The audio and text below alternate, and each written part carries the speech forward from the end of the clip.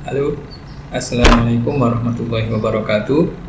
Ketemu lagi dengan saya, Susantok, untuk kemudian melanjutkan materi tentang CCNA level 1, dan sekarang kita akan menginjak pada chapter 3. Baik,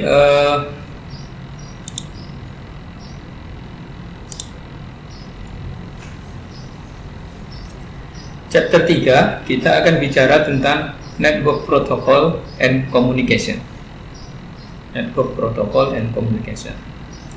Ini tentang konsep bagaimana jaringan komputer itu dibangun, ya, dan bisa antar device network itu bisa saling berinteraksi atas bantuan dari sebuah protokol. Jadi pemahaman tentang protokol ini penting untuk mengokohkan konsep dasar, ya, jaringan komputer, untuk kemudian kita bahas lagi lebih advance, ya.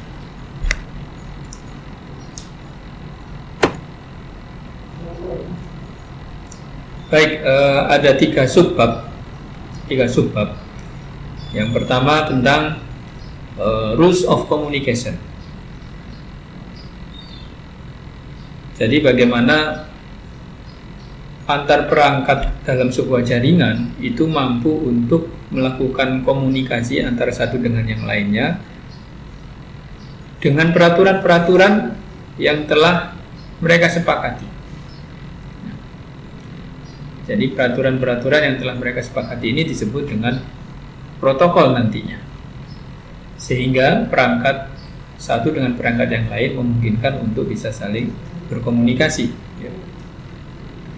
Kemudian yang kedua, kita akan lebih detail membahas tentang protokol-protokol jaringan dan standarnya.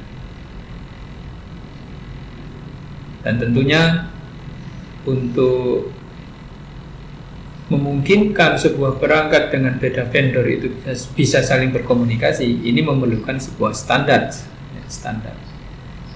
Dan kita harus mengenalnya.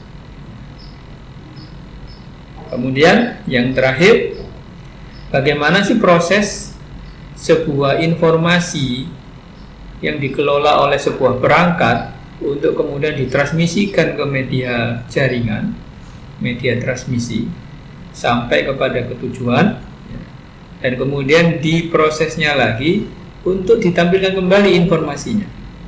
Jadi ada informasi, ada proses yang namanya enkapsulasi, kemudian ditransmisikan oleh perangkat tersebut ke dalam media jaringan, media transmisi, media jaringan, dan kemudian dilakukan proses deenkapsulasi lagi untuk mengeluarkan informasi aslinya, sehingga pengguna dari ujung ke ujung bisa saling mengirimkan informasi.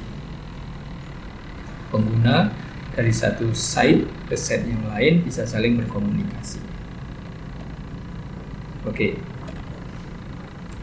Kita bahas yang pertama, rules of communication.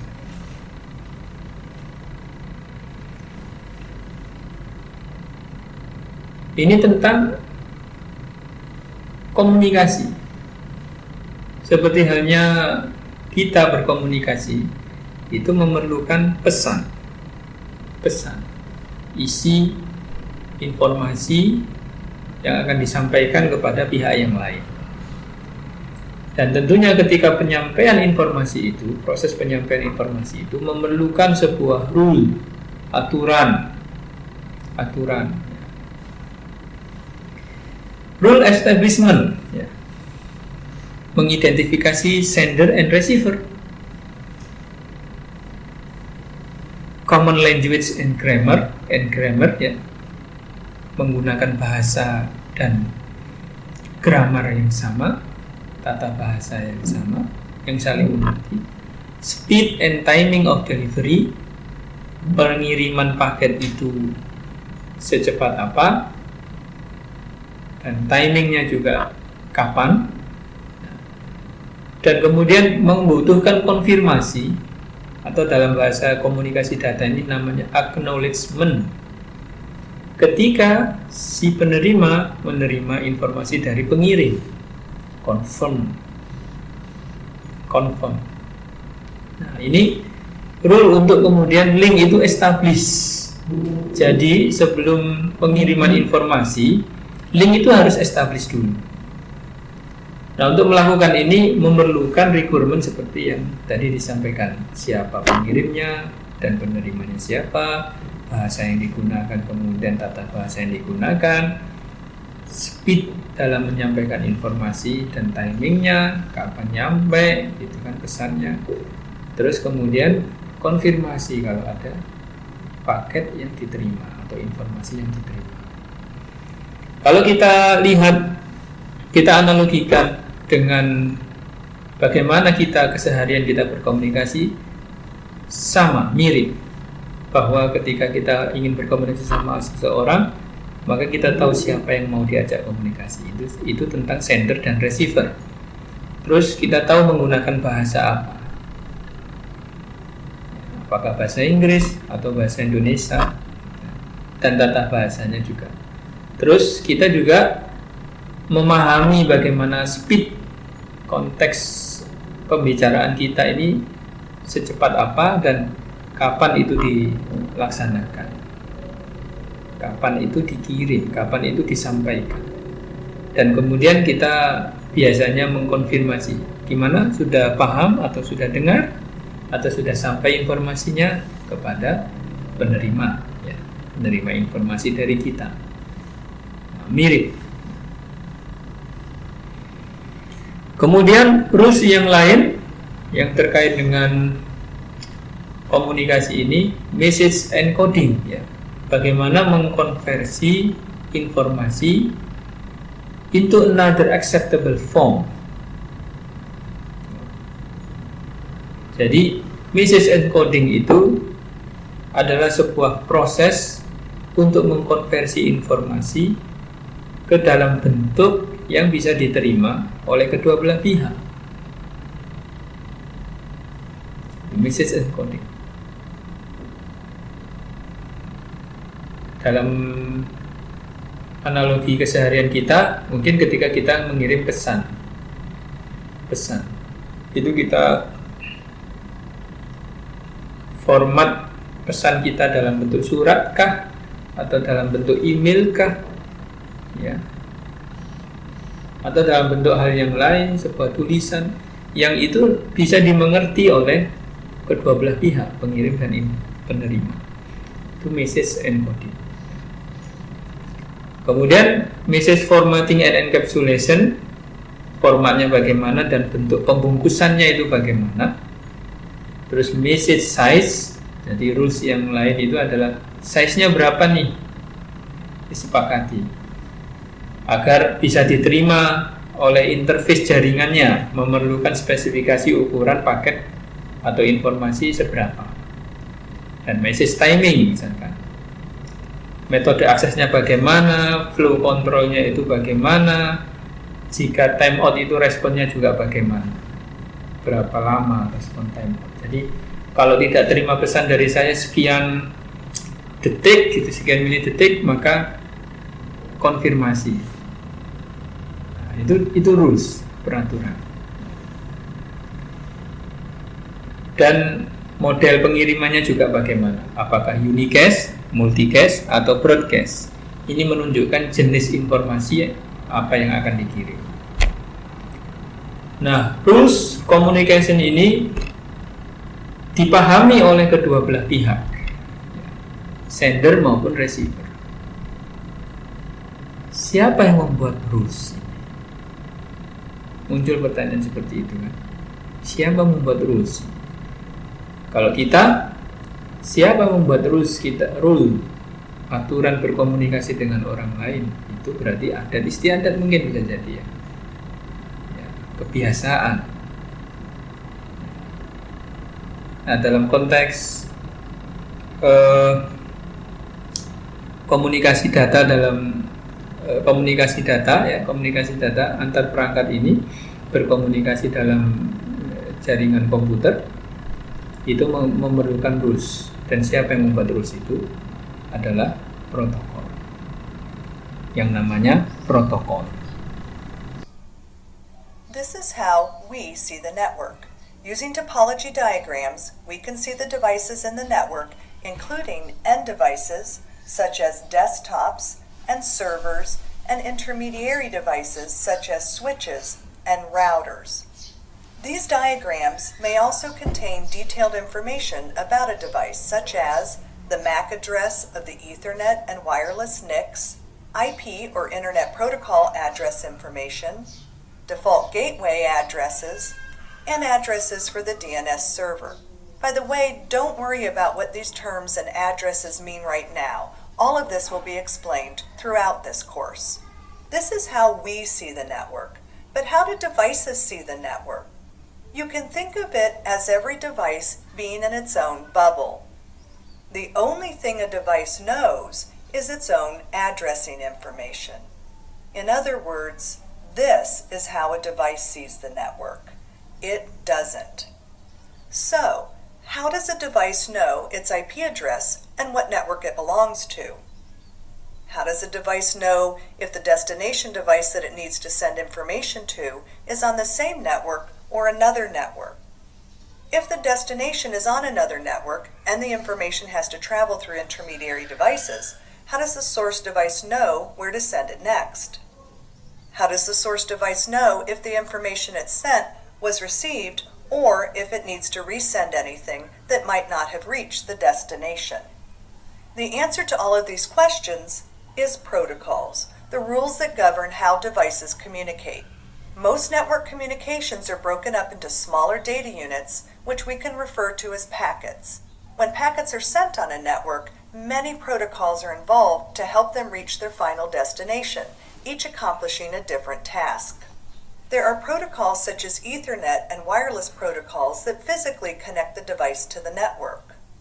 The protocols DHCP and ICMPv6 provide IP addressing information, including IP addressing that tells the device what network it belongs to, the address of the default gateway that tells the device where to send packets that are destined for another network, and the address of the DNS server for when a device knows the domain name of a destination but needs the destination's IP address. For instance, when a user requests a web page from a web server, such as www.example.com, the device asks the DNS server for the IP address, the domain name, www.example.com. IP is used to deliver the packet from the source of the information to its final destination, in this case the web server, similar to sending a letter. The web server will then respond back with the requested web page. TCP is a protocol used to guarantee reliability. In other words, to make sure all the information that was sent was received, such as the information that makes up the requested web page. If any of the IP packets don't make it to the destination, TCP resends them. So although we see the network like this, remember, it's a combination of many different protocols that allow devices to really see their place in the network and how to communicate with other devices. Siapa yang membuat protokol itu? Itu organisasi yang kumpulan dari para engineer untuk membuat standar atau aturan main berkomunikasi yang kemudian itu diimplementasikan ke semua perangkat oleh para vendor. Salah satunya organisasi itu adalah IEEE. Kalau di telekomunikasi nanti kita lihat ya.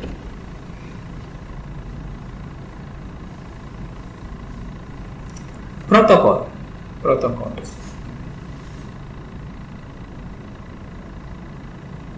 Rules that govern communication. Peraturan-peraturan yang memungkinkan, yang menyusun sebuah komunikasi, yang memungkinkan komunikasi itu dilakukan.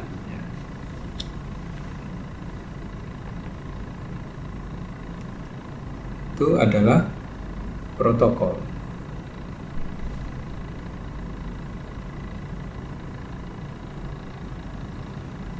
Peraturan-peraturan yang membentuk komunikasi. Nah, kemudian network protokol. Network protokol.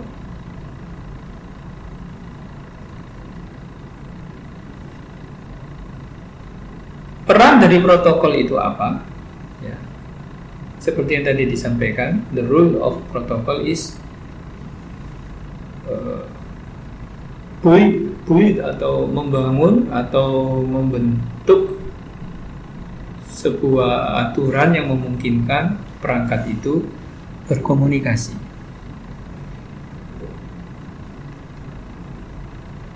Apa yang saja yang dilakukan oleh protokol tersebut, network protokol tersebut, bagaimana message itu diformat.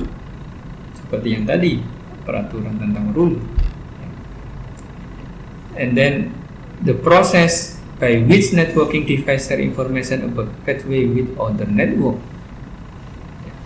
Sebuah protokol itu bisa melakukan atau adalah sebuah proses di mana sebuah perangkat jaringan itu menentukan jalur yang dipilihnya, yang digunakan untuk sampai ke tujuan, ke jaringan yang lain. Dan network protokol juga bisa menentukan bagaimana dan kapan melakukan konfirmasi ketika pesan itu mengalami error pengiriman, dan bagaimana mekanisme konfirmasinya.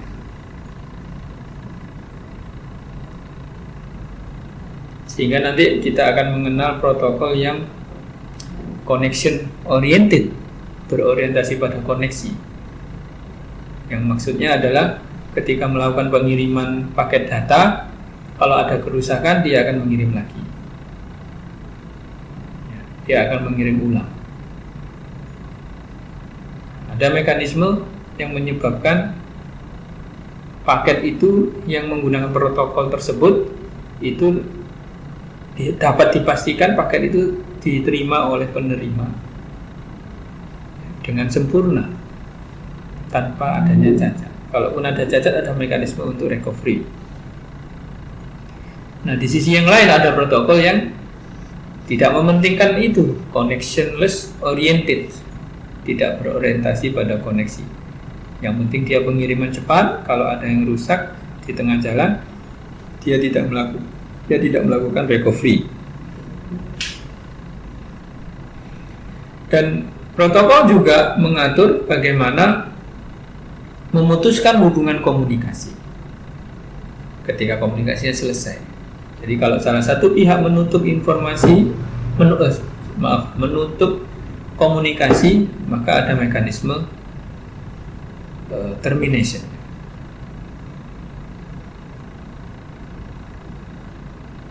Contoh, sebuah layanan web, aplikasi web yang biasanya komputer kita kemudian berhubungan dengan server, web server, kemudian kita browsing. Di antara komputer kita dengan web server itu terdapat banyak protokol ya, yang saling berkomunikasi antara protokol yang ada di komputer kita dengan protokol yang ada di web server. Protokolnya saling berkomunikasi untuk menjaga atau membangun layanan web, terus kemudian menjaga koneksinya, dan kemudian nanti memutuskan koneksinya sehingga user merasa nyaman menggunakan layanan aplikasi web tersebut. Seperti yang kita lihat di sini, banyak nama-nama protokol. Ada HTTP, Hypertext Transfer Protocol. Ini di layer aplikasi untuk layanan web. Kemudian di layer transport ada Transmission Control Protocol. Kemudian di layer internet ada Internet Protocol. dan di layer network access ada Ethernet protokol. Jadi dalam satu layanan web kita browsing sekali klik itu melibatkan protokol ini. Ya. Melibatkan protokol ini.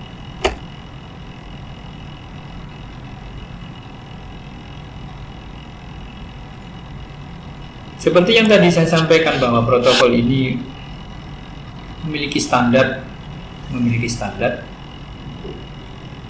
dan distandarisasi oleh industri dan melalui organisasi IEEE, salah satunya IEEE.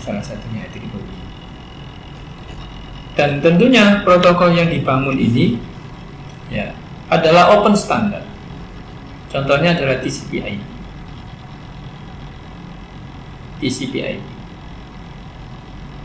Kita mungkin sering mendengar istilah TCP/IP. Nah, ini merupakan protokol standar protokol yang digunakan untuk berkomunikasi dalam jaringan internet. Standar protokol yang digunakan oleh device manapun yang terhubung ke internet menggunakan standar TCP/IP.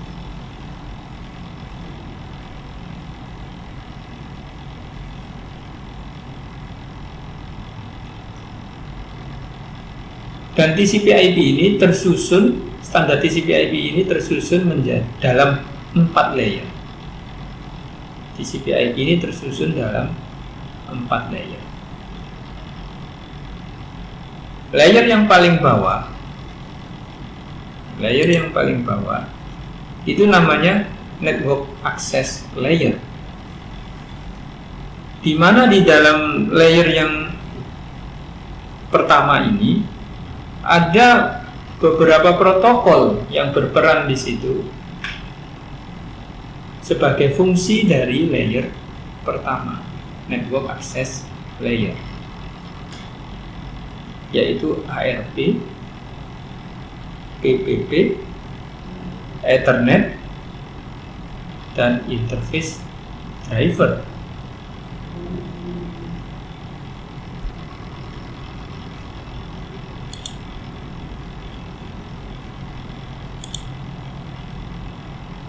Dan kemudian layer 2, layer di atasnya namanya internet layer.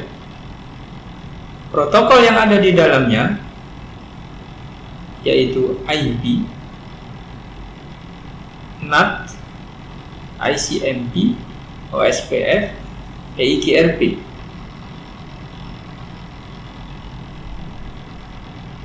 Jangan khawatir untuk istilah-istilah ini, nanti kita akan bahas satu persatu.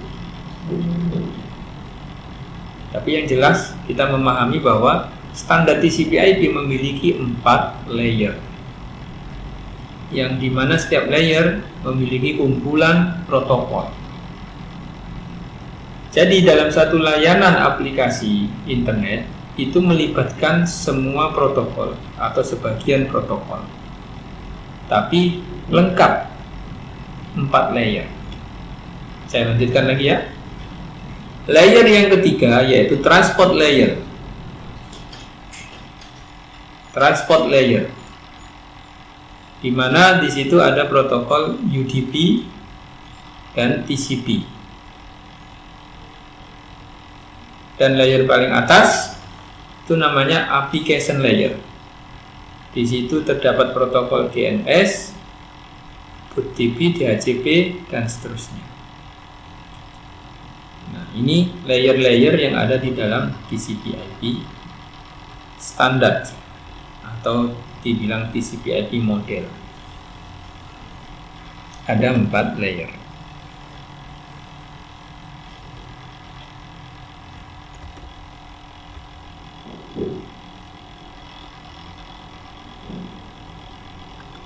Nanti penjelasan masing-masing fungsi masing-masing layer ini yang penting. Penjelasan masing-masing layer akan dijelaskan, akan disampaikan di chapter-chapter berikutnya.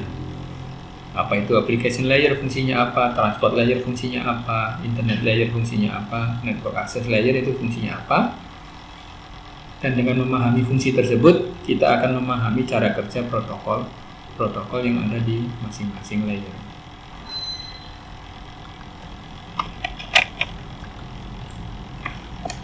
Sekali lagi yang ingin saya tekankan di sini adalah bahwa setiap aplikasi internet, setiap kita menggunakan aplikasi internet, layanan internet, contohnya tadi adalah web, browsing, itu melibatkan semua protokol dalam semua layer, tidak semua digunakan protokol, tapi melibatkan protokol di semua layer. Kalau kita menggunakan Ethernet, sambungan ke internet itu menggunakan Ethernet kabel Ethernet, ya, protokolnya adalah yang digunakan Ethernet. Tentu kalau kita menggunakan IP, pastinya memiliki IP, tentu protokol yang digunakan di internet layer adalah IP. Dan kalau kita browser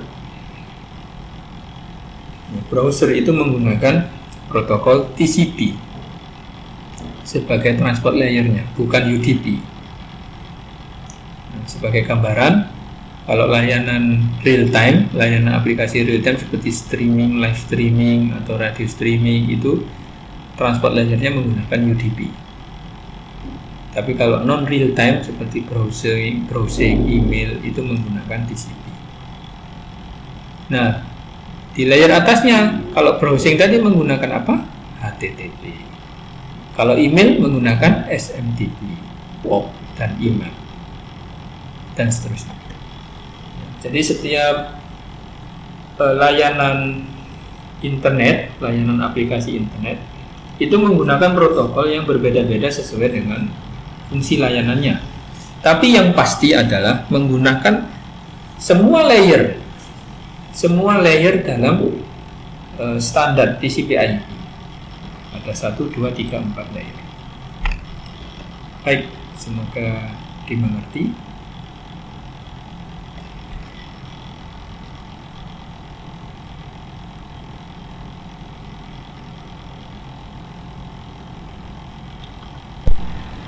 Baik, kita lanjutkan lagi.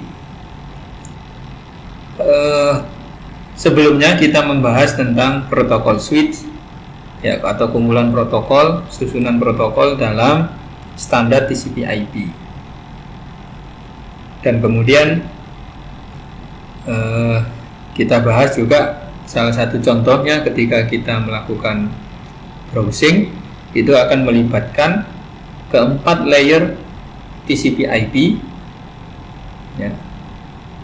Keempat layer TCP/IP yang di masing-masing layer memiliki protokol yang menyusun komunikasi saat kita melakukan browsing, menyusun atau membangun komunikasi saat kita melakukan browsing. Baik, untuk ilustrasinya, silahkan bagi yang punya akses, ya, ke material cisco.netacad.com, khususnya untuk student Cisco, atau bagi yang tidak memiliki akses ke sana bisa melihat tampilan yang di sini. Kita lihat di subbab 3224. Ini ada ilustrasi yang menarik dalam sebuah animasi tentang bagaimana antara web client dan web server berkomunikasi dalam layanan web access, web browsing. Kita lihat di sini, kita klik play.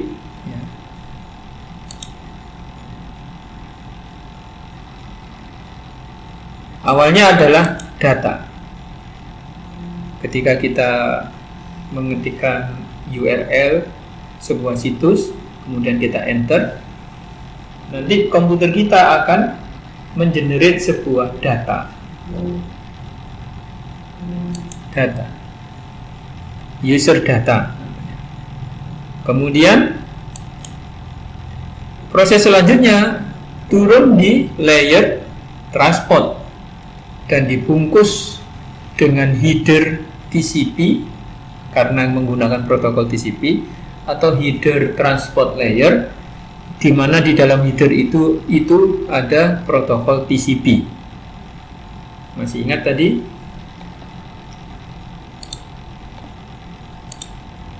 Nah, ada TCP atau UDP. Nah, dalam konteks web ini menggunakan protokol TCP. Ini namanya proses enkapsulasi, yaitu penambahan header dari sebuah PDU namanya, protokol data unit. Ini namanya satu PDU ditambah header TCP. Kemudian turun lagi ke layer yang di bawahnya, yaitu internet layer ya, internet layer. Kemudian ditambahkan protokol IP sebagai header.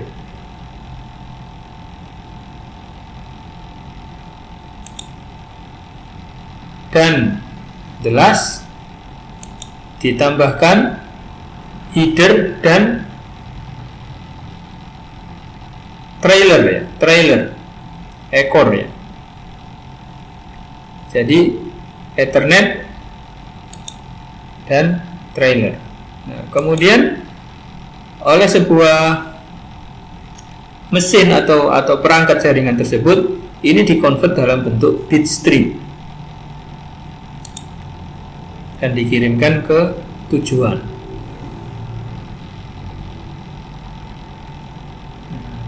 Jadi itu ya, ini namanya proses enkapsulasi, pembungkusan.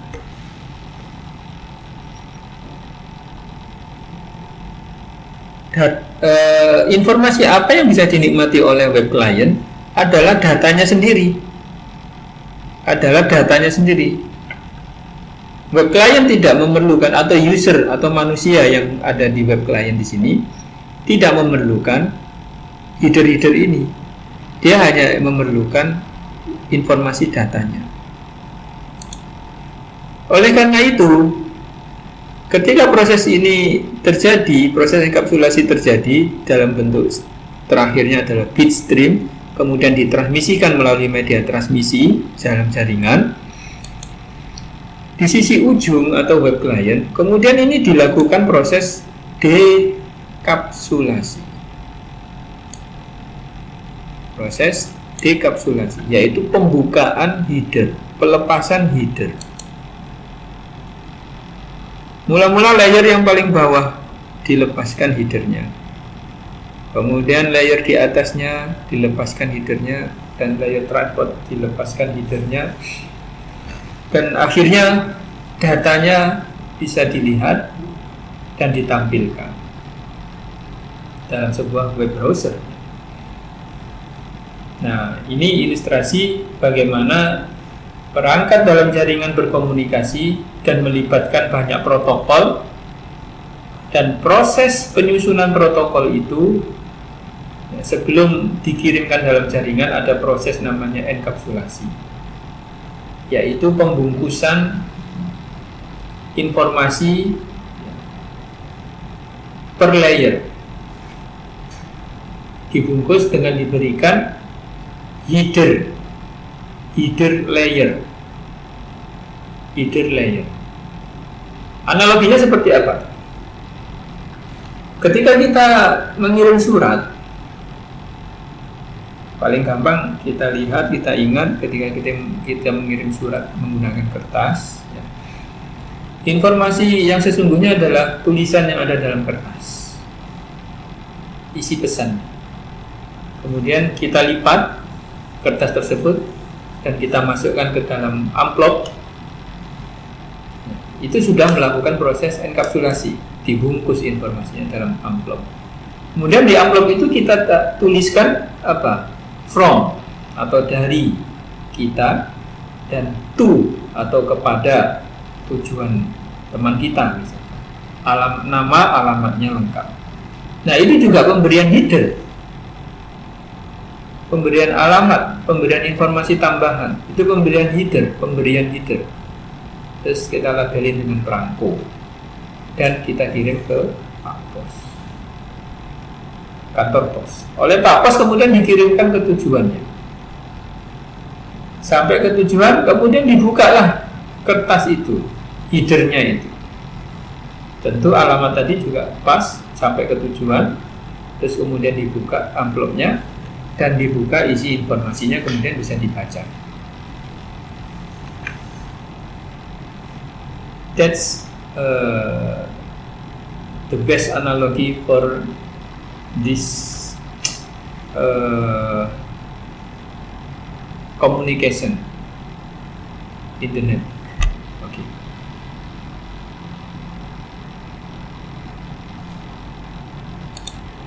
Baik, kita lanjutkan slide-nya.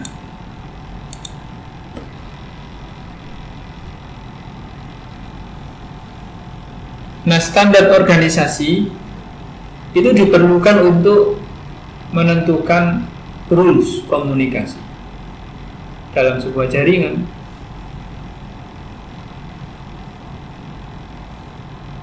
Nah, silakan nanti di searching mana yang open standards, mana yang internet standards, dan mana yang electronic and communication standard organization. Nah, saya ingat nih, kalau tadi saya menyebutkan IEEE, kemudian kalau di telecommunication standard itu ITU-T.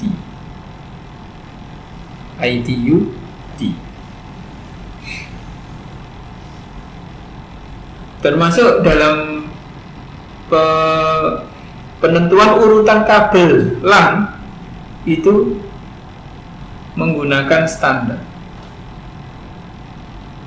sehingga kabel tersebut bisa digunakan di anywhere, any country, any place, dan bisa digunakan oleh anyone.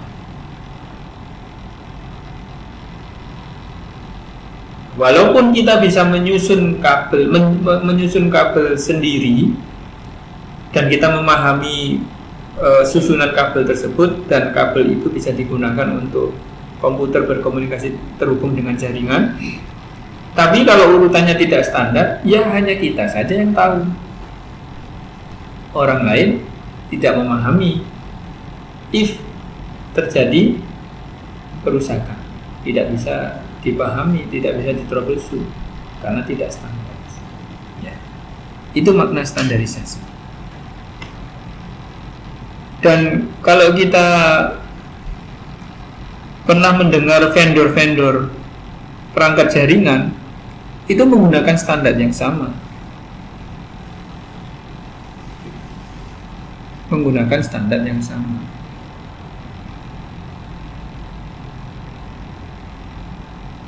Kalau tidak menggunakan standar yang sama, memerlukan konverter, memerlukan penghubung agar perangkat dari vendor A bisa berkomunikasi dengan perangkat dari vendor B.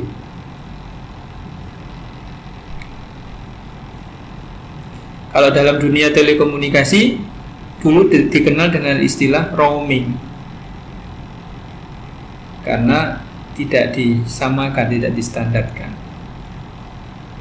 Nah, sekarang roaming itu tidak ada karena sudah terstandar.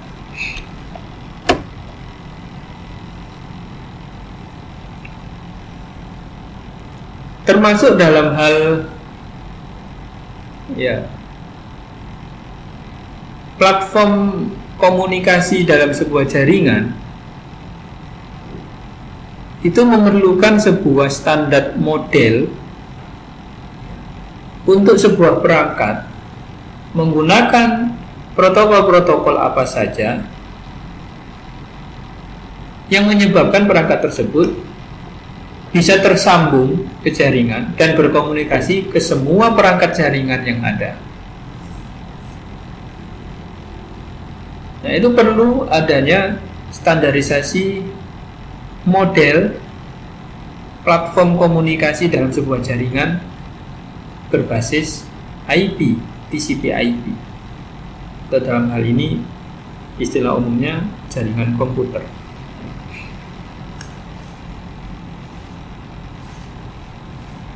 Yang dikenal dengan reference model. Jadi, semua perangkat jaringan menggunakan dua model ini. Apakah itu TCP/IP standar model atau OSI standar model.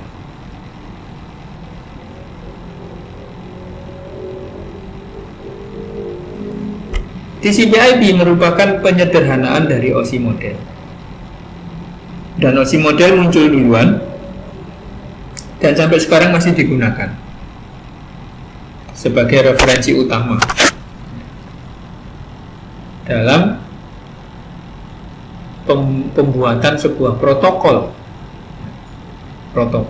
jaringan. Apakah protokol itu layer 7 atau layer 6, 5 dan seterusnya? Apakah protokol itu disematkan ke sebuah perangkat jaringan seperti modem misalkan? Maka modem itu masuk dalam standar layer 1 dan 2 misalkan. Ada sebuah perangkat yang sampai ke layer 3 misalkan. Ada sebuah perangkat yang bisa menggunakan aplikasi atau software sampai ke layer 7. Nah, itu perlu dibuat standar protokolnya, susunan protokolnya seperti apa. Jadi ketika sebuah kumpulan praktisi atau peneliti ketika ingin mengajukan mempropos sebuah protokol baru dalam sebuah jaringan, nah itu harus dikaji terlebih dahulu melalui sebuah organisasi.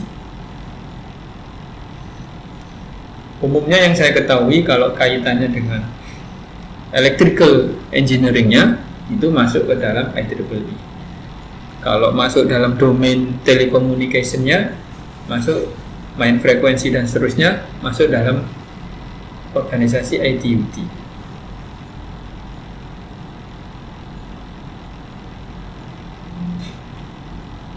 Ya.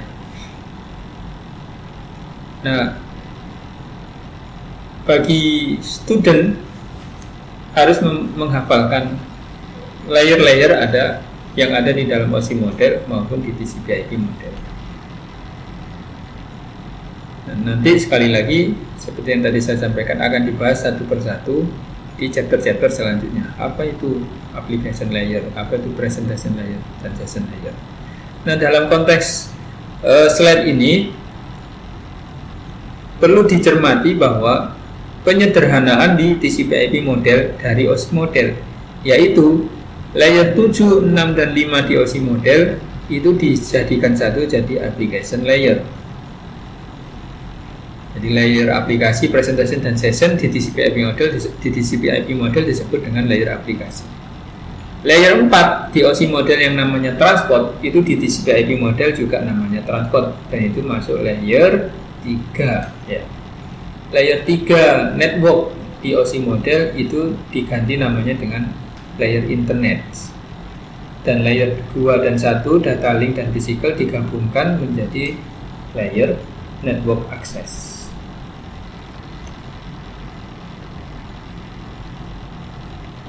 Nah, sebelum ke sini kita latihan dulu activity. Nah, ini contoh ya untuk mendefinisikan sebuah protokol ini masuk layer mana di TCP/IP model ini ya. Ini TCP/IP model, ada application, transport, internet, dan network access. Kita mulai dari transport dulu, misalkan transport yang paling gampang yaitu TCP dan UDP. Yang paling banyak aplikasi ya. Internet masuk mana? Masuk network access. SMTP ini layanan email, masuk ke sini. IP ini layer 3 atau layer 2 di TCP/IP layer. Pop masuk email. Interface driver masuk mana? Interface ya, berarti layer paling bawah. OSPF ini routing di layer 3 atau layer 2. IMAP di application DHCP, di application DNS, di application HTTP, di application ICMP, di application EIGRP di internet, OTP di sini di internet, dan terakhir FTP. Cek. Ups, salah, balik. Ini protokol untuk ngeping. Jadi kita ngeping itu yang berperan adalah protokol ICMP. BootTP ini untuk startup perangkat.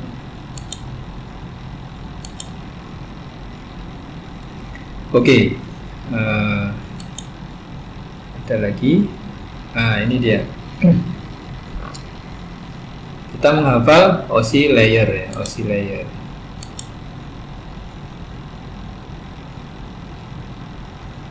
Nah, ini sudah ada bocorannya nih, bisa kita jelaskan sedikit nanti ya. Segment transfer reassembling data. Ini fungsi dari layer. Exchange frame between device. Content protocol used for process to process communication. Provide a data path or routes. Bit transmission. Nah, paling gampang ini bit transmission adalah physical.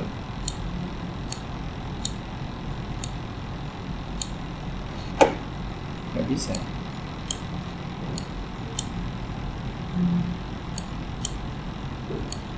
Oh,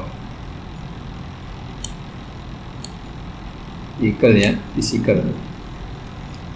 Provide a data path or route. Nah, ini network, menyediakan jalur data. Frame, data link layer.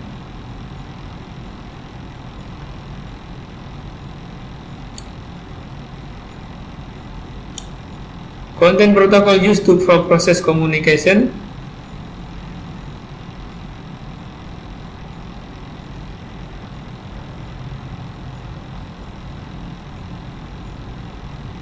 Session mungkin ya. Dan segmentasi transfer and reassembly data. Transport layer. Oops. Content protocol used for process to process communication.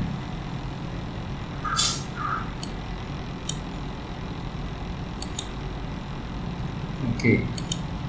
Lanjut yang kedua, TCP/IP model.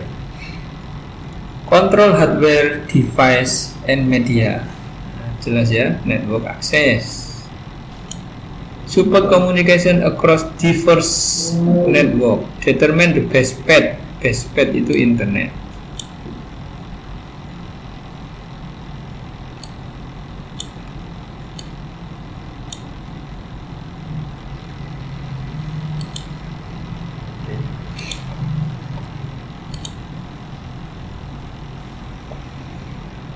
Baik, kita lanjutkan.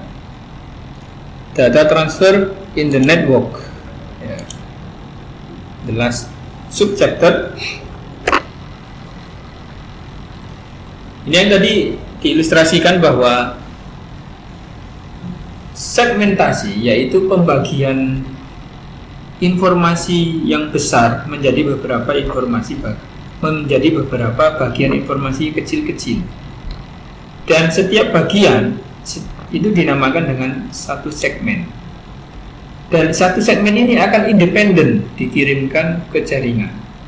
Satu segmen bagian data ini akan dibungkus tersendiri dengan header di layer-layer di bawahnya, dan dia ditransmisikan dalam satu bit stream tunggal, satu bagian segmen. Jadi kalau kita mengirimkan file ke jaringan, ya, oleh aplikasi kita akan disegmentasi, dipecah-pecah menjadi bagian kecil yang lebih kecil. Ini merupakan karakteristik dari jaringan internet, ya, bahwa setiap informasi yang yang dilewatkan ke jaringan internet itu harus dipotong menjadi beberapa bagian kecil. Yang kalau tadi kita masih ingat di rules, bagian rules yang pertama yaitu tentang size-nya disepakati. Nah, kalau dalam Ethernet dikenal dengan paket size, ya, atau MTU, maximum transfer units, ya. Dan itu bisa diatur apakah per 1500 byte, ya, atau berapa, ya, begitu size, ya. Nah, jadi setelah disegmentasi, kemudian paket itu yang tadinya satu informasi menjadi banyak informasi bagian yang kecil-kecil, kemudian dilakukan multiplexing. Multiplexing itu pengiriman dari banyak sumber melalui satu saluran yang sama. Pengiriman dari banyak sumber atau penggunaan saluran yang sama oleh banyak sumber informasi. Banyak sumber informasi. Nah, setiap layer isinya adalah PDU, Protocol Data Unit. Nah, contoh di sini, layer aplikasi yang berisi data ini dinamakan PDU, layer aplikasi. Kemudian kalau sudah sampai di layer transport, ditambahkan dengan header transport yang di situ ada protokol TCP. Ini namanya sudah dari data plus TCP. Ini namanya PDU layer transport, yang berisi yaitu header transport TCP dan datanya.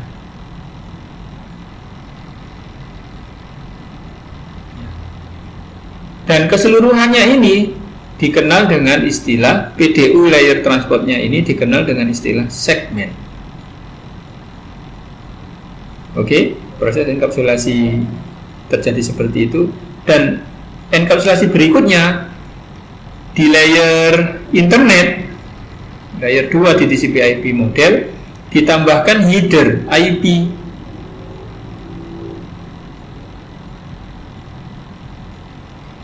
Yang kesemuanya ini disebut dengan PDU layer internet dan dikenal dengan istilah paket. Nah, kalau kita sering menyebut paket, kita sebenarnya menyebut bagian ini, yaitu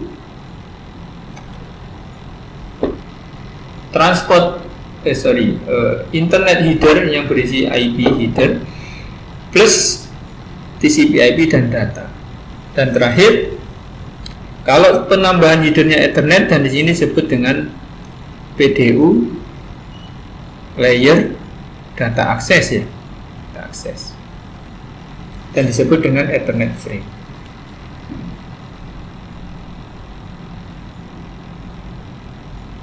Oke. Jadi, what are PDUs called at each layer? Layer berapa? Layer transport namanya segmen. PDU-nya disebut segmen. Layer internet namanya paket. Layer Ethernet, layer data access namanya frame. Oke.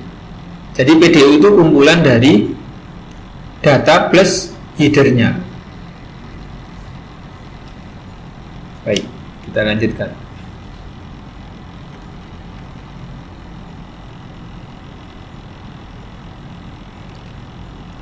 data transfer in the network needs a data access. Bagaimana data itu diakses atau data itu dikirimkan ke jaringan, ke media transmisi. Dalam konteks network layer di OSI model atau internet layer di TCP/IP model, itu perangkat itu harus memenuhi syarat memiliki sebuah alamat, baik sumber maupun tujuan. Seperti halnya analogi kita mengirim surat, yaitu harus ada from dan to. Nah, kemudian dikenal dengan istilah network address. Jadi syarat untuk data itu bisa ditransfer, ditransmisikan ke jaringan, di data akses ya, itu harus memiliki network address yang kita mengenal dengan IP address kalau menggunakan protokol IP. Jadi wajib bagi sebuah perangkat yang terhubung ke jaringan atau kita sebut dengan perangkat jaringan itu memiliki IP address. Untuk apa? Untuk ia bisa dihubungi oleh perangkat yang lain atau dia menghubungi perangkat yang lain. Karena syaratnya harus ada sebuah message yang berlalu lalang dalam sebuah jaringan, sebuah pesan atau sebuah paket yang berlalu lalang dalam sebuah jaringan itu harus ada informasi sumbernya mana, kamu dari mana, paket ini dari mana, IP alamat, IP address sumbernya mana, dan IP address tujuannya mana. Tanpa ini, paket ini tidak bisa masuk dalam sebuah jaringan.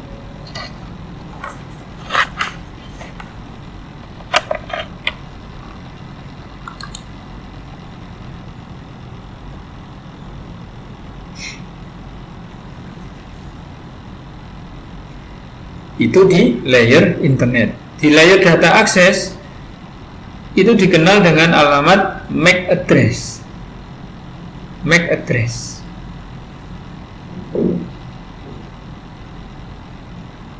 Apa bedanya IP address sama MAC address? IP address sifatnya global, sedangkan MAC address sifatnya lokal. Jadi kalau komputer kita berkomunikasi dengan komputer yang ada dalam satu segmen jaringan LAN, itu menggunakan IP dan menggunakan MAC address. Ketika IP-nya sudah dikenali IP address-nya kemana, dan kemudian dilanjutkan dengan MAC address-nya yang mana, karena dia berkomunikasi dalam satu segmen LAN. Nah, berbeda dengan kalau kita berkomunikasi, komputer kita berkomunikasi dengan komputer yang lain yang beda segmen LAN, cukup menggunakan IP address. Namanya IP global, alamat global, sifatnya global.